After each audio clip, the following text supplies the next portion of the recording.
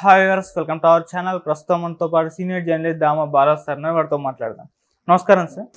Sir, Revanth Reddy గారి పైన ED enter కాబోతుంది అని అంటున్నారు సార్. అంటే ఈడీ మరి ఏ విషయంలో ఎంటర్ అవబోతుంది, దీని వెనుక ఎవరున్నారు, ఏం జరగవచ్చు అంటారు సార్? రేవంత్ రెడ్డి మీద ఈడీ ఎంక్వైరీ అన్న వార్త ఇప్పుడు బ్రేకింగ్ న్యూస్గా మారింది. అయితే ఈడీ నిజంగా ఎంటర్ అయిందా అంటే ఇంకా మనం చెప్పలేము. అయితే ఏం జరిగిందనేది చూద్దాం. మొన్న రేవంత్ రెడ్డి ఆగస్టు 6న అమెరికాలో ఒక కంపెనీతో ఒప్పందం కుదుర్చుకున్నాడు. మనకు తెలుసు ఆయన దాదాపు నెల రోజులు అమెరికా, తర్వాత సౌత్ కొరియా, ఈ దేశాల్లో ఆయన పర్యటించాడు. దాని నుంచి అనేక కంపెనీలతో ఒప్పందాలు, దాదాపు 31,000 కోట్ల ఒప్పందాలు చేసుకున్నామని ఆయన ప్రకటించాడు. అయితే అవి ఇంకా కార్యరూపం దాల్చాల్సి అయితే ఉంది. సో ఈ క్రమంలో ఆగస్టులో జరిగిన ఒక ఒప్పందం, ఆగస్టు 6న ఒక కంపెనీతో ఒప్పందం కుదిరింది. ఆ కంపెనీ పేరు స్వచ్ఛ బయో అనే ఒక కంపెనీ. ఈ స్వచ్ఛ బయో కంపెనీకి చైర్మన్ వచ్చి ప్రవీణ్ పరిపాటి. ప్రవీణ్ పరిపాటి ఆ రోజు మీడియాతో కూడా మాట్లాడినాడు. ఆయన చెప్పిన దాని ప్రకారం స్వచ్ఛ బయో అనేది తెలంగాణలో 1000 కోట్ల ఇన్వెస్ట్మెంట్ చేయబోతుంది. బేసిక్గా వాళ్ళ కంపెనీ ఏంటంటే లిగ్నో సెల్యులోసిక్ బయోఫ్యూయల్స్ మ్యానుఫ్యాక్చరింగ్ కంపెనీ.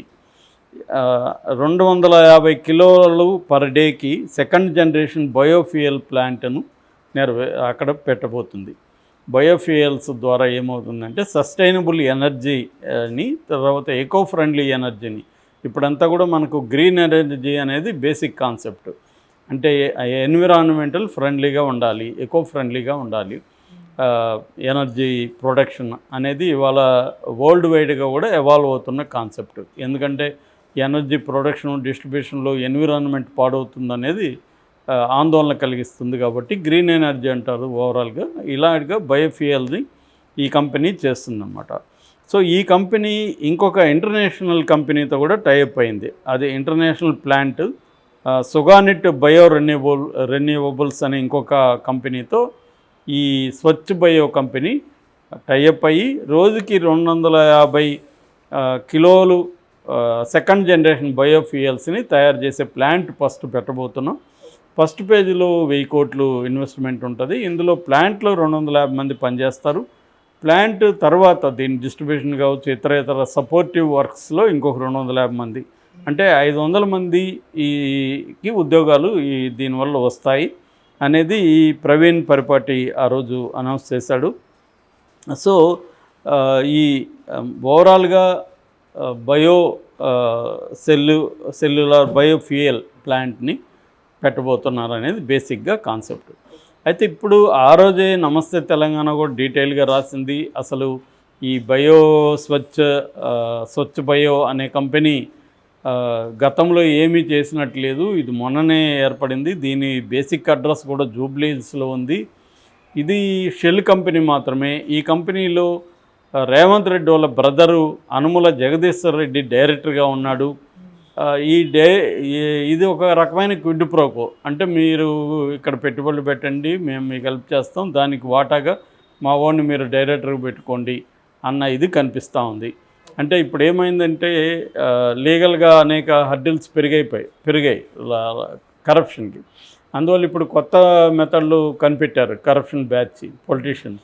అదేంటంటే ఒక సెల్ కంపెనీ పెట్టడం. షెల్ కంపెనీ అంటే ఆ కంపెనీ నిజంగా ఏమీ ప్రొడక్షన్ ఇంకోటి చేయదు, ఊరికే పేరు ఉంటుంది పేపర్లో కంపెనీ. అలాంటి కంపెనీలు పెట్టి ఆ దేశాల్లో మెయింటైన్ చేసి అనేక దేశాలు ఈ ఎకనామీ మీద బతుకుతున్నాయి.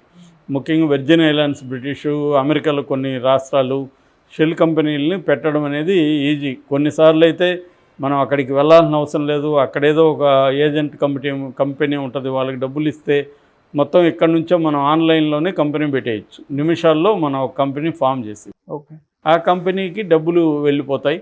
ఆ కంపెనీ ఏం చేస్తుంది, ఒక్కోసారి ఇక్కడ షేర్ మార్కెట్లో ఇన్వెస్ట్ చేస్తుంది. అది ఫారిన్ డైరెక్ట్ ఇన్వెస్ట్మెంట్ అంటారు, పోర్ట్ఫోలియో ఇన్వెస్ట్మెంట్. ఇలాగా అక్కడి నుంచి పెట్టుబడులు పెట్టడం, ఆ కంపెనీ ఇక్కడ ఇంకేదో టైఅప్ అయ్యి ఇక్కడ కంపెనీలు పెట్టుబడులు పెట్టడం, ఇలాగా హవాలా మార్గాల్లో డబ్బులు మనకి ఫారిన్ నుంచి తీసుకురావడానికి ఆ కంపెనీల ద్వారా చేయడం, ఇట్లా రకరకాల మెథడ్స్ ఎవాల్వ్ అయినాయి ఇంటర్నేషనల్గా. దీని మీద చాలా డాక్యుమెంటరీస్ కూడా వచ్చాయి మనీ లాండరింగ్ మీద. ఆ మధ్య కూడా నేను ఒక డాక్యుమెంటరీ చూశాను అమెజాన్ దీంట్లో. సో అలాగే చాలా డాక్యుమెంటరీస్ దీని మీద ఇంటర్నేషనల్గా ఈ మార్కెటింగ్ ఎలా జరుగుతుంది దందా అనేది వచ్చింది. ఓకే. అలాగే మనవాళ్ళు కూడా ఏంటంటే ప్రతి రాజకీయ నాయకుడు సీఎం స్థాయిలో ఉన్నవాళ్ళు వీళ్ళు కూడా ఏం చేస్తారంటే ఈ మెథడే చేస్తారు. మన జగన్ మీద కూడా అదే కదా, క్విడ్ ప్రో కంటే ఏంటి, జగన్ కొన్ని కంపెనీలు పెట్టాడు, ఆ కంపెనీల్లో ఇంకొంతమంది పెట్టుబడులు పెట్టారు. ఆ పెట్టుబడులు పెట్టిన వాళ్ళకి వేరే వ్యాపారాలు ఉంటాయి, ఆ వ్యాపారాలకి రాజశేఖర రెడ్డి హెల్ప్ చేశాడు. సో రాజశేఖర రెడ్డి హెల్ప్ చేశాడు కాబట్టి వాళ్ళ దగ్గర నుంచి డైరెక్ట్గా డబ్బులు వీళ్ళు తీసుకుంటే ఇబ్బందులు కాబట్టి నా కొడుకు పెట్టిన కంపెనీలో మీరు పెట్టుబడులు పెట్టండి అని చెప్పాడు. సో కొడుకు పెట్టిన కంపెనీలో వాళ్ళు పెట్టుబడులు పెట్టారు. ఇది ఇప్పుడు కొత్త లంచం మెకానిజం. అట్లాగే స్కిల్ డెవలప్మెంట్ కేసు కూడా అదే. స్కిల్ డెవలప్మెంట్ కేసులో కూడా ఒక లేని కంపెనీతో ఒప్పందాలు కుదుర్చుకోవడం, ఊరికే షెల్ కంపెనీలు పెట్టడం, ఆ కంపెనీలకు డబ్బులు వెళ్ళినట్టుగా వాళ్ళు సర్వీసెస్ అండ్ గూడ్స్ సప్లై చేసినట్టుగా ఇన్వాయిస్లు రైజ్ చేయడం, ఫేక్ ఇన్వాయిస్ల ద్వారా ఆ డబ్బుల్ని చేయడం, మళ్ళీ వాటిని వేరే రూపాయల్లో ఇక్కడికి రప్పించుకోవడం. ఇది అందరూ చేసే పనే. అందుకనే ఏ పొలిటికల్ పార్టీ మారినా ప్రతిపక్షాల మీద ఎందుకు ఈజీగా కేసులు పెడతారంటే వీళ్ళకి తెలుసు ఎలా చేస్తారు. ఈ మెకానిజం అంతా వీళ్ళకి కూడా తెలుసు. గతంలో వీళ్ళు చేస్తుంటారు, ఇప్పుడు వీళ్ళు ప్రత్యర్థుల మీద పెట్టడం. పైగా ఇవేమి ప్రూవ్ కావని కూడా తెలుసు, ఎందుకంటే ఇదంతా లీగల్గా జరుగుతుంది, చట్ట పరిధిలోనే జరుగుతుంది. ఇప్పుడు జగన్ చట్ట పరిధిలో కంపెనీ ఉంది, ఆ కంపెనీలో పెట్టుబడులు పెట్టారు. ఆ పెట్టుబడులు పెట్టడానికి పెట్టిన వాళ్ళకి వీళ్ళు హెల్ప్ చేశారు కాబట్టి పెట్టారంటే ఈ హెల్ప్ చేయడం లీగలా కాదా అనేది తేలాలి. లీగల్ అయినప్పుడు హెల్ప్ చేస్తే తప్పేముంది? మనం అందరూ కంపెనీని పిలిచి మరీ హెల్ప్ చేయకపోతే తప్పు అంటున్నారు, కానీ చేస్తే తప్పు ఉంది. చేసినప్పుడు వాడికి ఇష్టం వచ్చిన కంపెనీలో పెట్టుబడి పెట్టుకుంటాడు. ఇదంతా ఎలా ప్రూవ్ అవుతుంది? సో కాబట్టి ఇదంతా ప్రూవ్ కాదని అందరికీ తెలుసు. ఇప్పుడు జగన్ కేసులు ప్రూవ్ కావు, చంద్రబాబు మీదవి ప్రూవ్ కావు, రేవంత్ రెడ్డి మీద ఇప్పుడు చెప్తున్న ఈ అలిగేషన్ కూడా ప్రూవ్ కాదు. ఎందుకంటే లీగల్గా ఉంది. స్వచ్ఛ భయాన కంపెనీ ఉంది, ఆ కంపెనీ ఇక్కడ పెట్టుబడులు పెడుతుంది. తప్పేంటి? ఆ కంపెనీలో వీళ్ళ తమ్ముడు డైరెక్టర్గా ఉంటే తప్ప, ఉండకూడదని ఏమన్నా రూల్ ఉందా?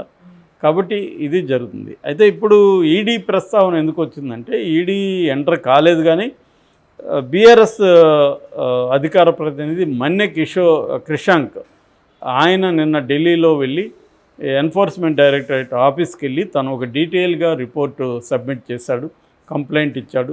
మీరు ఎంటర్ కండి, ఇదంతా కూడా హవాలా మార్కెట్ లాగా ఉంది.